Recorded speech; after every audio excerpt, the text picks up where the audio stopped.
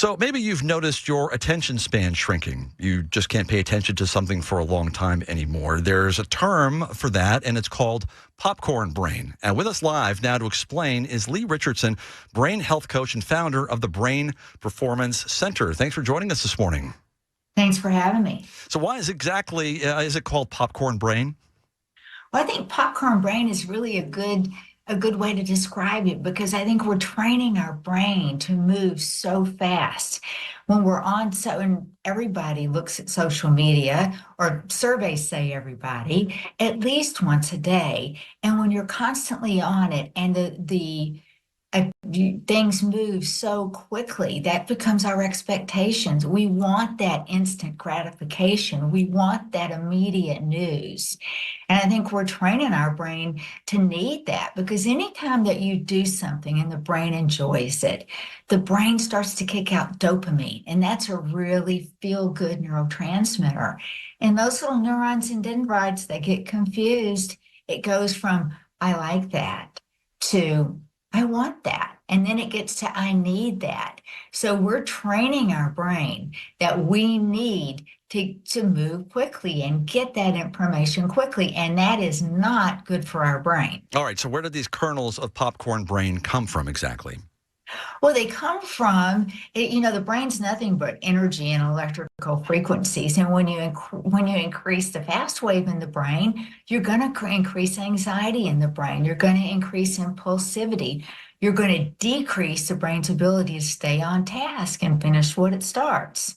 All right. So how heavy does someone's social media use need to be before they develop this popcorn brain? I think that depends upon, there's 4 things that puts the brain into a dysregulated state: genetics, physical head trauma, emotional trauma, and stress. So I think that depends on how well regulated your brain is to start with. And genetics is a big piece of it. And anytime you hit your head, you don't have to lose consciousness. You change the way the brain's wiring and firing. All right, look, my kids who are grown now were on their phones from a pretty early age, at the point where, we were at dinner, like I'm sure many families were, or lunch, whatever it happened to be, where you had to say, put the phone down. Now, like I say, they're grown. So is this something they're going to have to concern themselves with, and other kids for that matter, who may now be grown, going forward?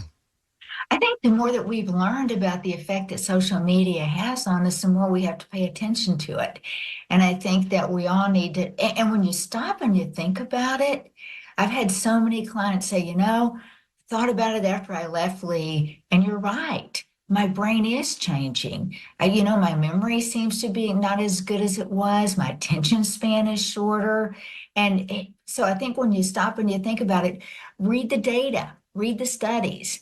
It's having an impact. All the social media is having an impact on your brain. Can you reverse it? Absolutely. How? That's the best thing about it. At the Brain Performance Center in Dallas, we take dysregulated brain and we can train that brain to get into a regulated state. And it's done all across the United States. You can do that using brain stimulation techniques such as neurofeedback, creating neuromodulation, creating neuroplasticity. And we can all work on our neuroplasticity. That's what I always tell myself. Not really, but there you go. All right. Leigh Richardson, brain health coach and founder of the Brain Performance Center. Thanks so much for joining us. Appreciate you taking the time.